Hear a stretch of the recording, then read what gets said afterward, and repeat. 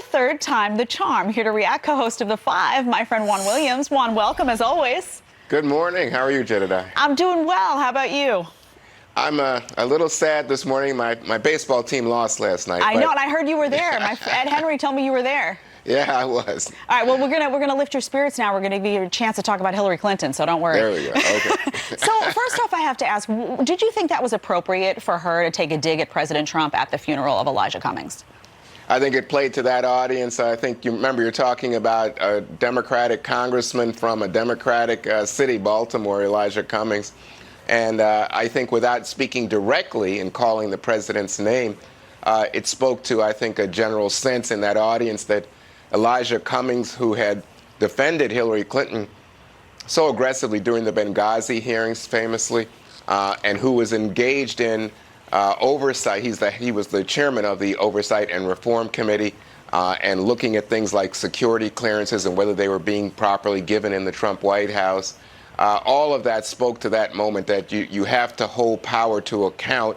And as you point out, people could perceive it as a slight towards President Trump. And in that sense, you know, as a funeral, not clearly appropriate. But I think it spoke to that audience, and you could hear the response. Yeah, you really just have to question if that venue was the appropriate time for her to make that point. But I got to ask you, Juan, as a Democrat, be honest with me here. Are Democrats hoping that she'll just go away?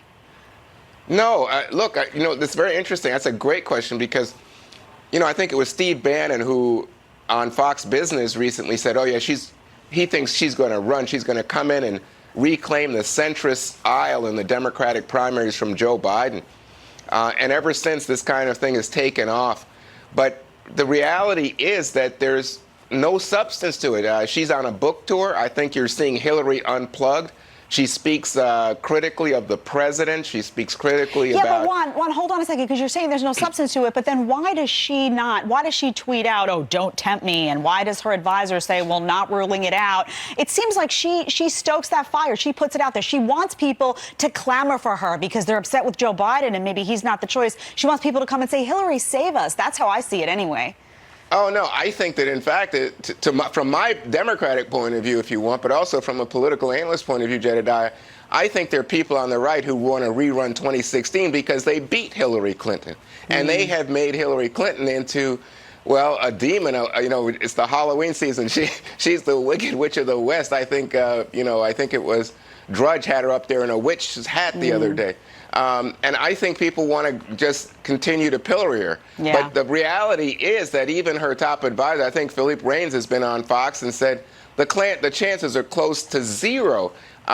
She's on a book tour. She's unplugged, and she feels free to take shots at President Trump, to even criticize Tulsi Gabbard, one of the Democrats running for president. We got to wrap, Juan. Appreciate you being here. She's not the Wicked Witch, but she is a terrible candidate. So I don't know. Good luck to Democrats if she runs. Thanks for being here as always, Juan, and sorry about your team.